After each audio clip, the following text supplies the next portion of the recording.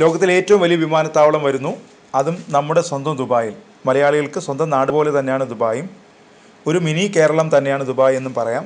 അവിടെയാണ് ഏറ്റവും വലിയ വിമാനത്താവളം ഒരുങ്ങുന്നത്. കഴിഞ്ഞ ദിവസമാണ് ദുബായ് പുതിയ വിമാനത്താവള പദ്ധതി പ്രഖ്യാപിച്ചത്. ഈ വിമാനത്താവളം ലോകത്തിലെ തന്നെ ഏറ്റവും വലിയ വിമാനത്താവളമായിരിക്കുമെന്നാണ് ദുബായ് ഭരണാധികാരി Sheikh Mohammed bin Rashid Al Maktoum പറഞ്ഞത്. ഏകദേശം 2.9 ലക്ഷം കോടി രൂപയുടെ പദ്ധതിയാണ് പ്രഖ്യാപിച്ചത്.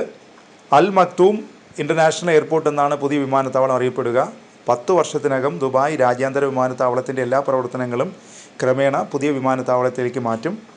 ദുബായ് ഏവിയേഷൻ കോർപ്പറേഷൻ്റെ പദ്ധതിയുടെ ഭാഗമായി ടെർമിനലിൻ്റെ നിർമ്മാണം ഉടൻ ആരംഭിക്കും. 70 ചതുരശ്ര കിലോമീറ്റർ വിസ്തൃതിയിൽ 400 എയർക്രാഫ്റ്റ് ഗേറ്റുകളും 5 സമാന്തര റൺവേകളും പുതിയ വിമാനത്താവളത്തിലുണ്ടാകും. പൂർത്തിയാകുമ്പോൾ ഇത് നിലവിലെ ദുബായ് രാജ്യാന്തര വിമാനത്താവളത്തിൻ്റെ 5 ഇരട്ടിയാകും. വ്യോമയാന മേഖലയിൽ ഇതുവരെ ഉപയോഗിക്കാത്ത സാങ്കേതിക വിദ്യകളാണ് പുതിയ വിമാനത്താവളത്തിൽ ഉപയോഗിക്കുന്നത്. അൽ മക്തൂം രാജ്യാന്തര വിമാനത്താവളം 260 ദശലക്ഷം യാത്രക്കാരെ ഉൾക്കൊള്ളാൻ ശേഷിയുള്ള ലോകത്തിലെ ഏറ്റവും വലിയ വിമാനത്താവളമായി മാറുമെന്ന് Sheikh Mohammed bin Rashid Al Maktoum X പ്ലാറ്റ്ഫോമിൽ പങ്കുവച്ച പോസ്റ്റിൽ പറയുന്നു. ആഗോള വ്യോമയാന മേഖലയുടെ വളർച്ചയിൽ ഒരു പുതിയ ഘട്ടത്തിനായി ഞങ്ങൾ തയ്യാറെടുക്കുന്നു. അടുത്ത 40 വർഷത്തേക്ക് രാജ്യാന്തര വ്യോമയാന മേഖലയെ നയിക്കാൻ ഞങ്ങൾ തയ്യാറെടുക്കുകയാണ്.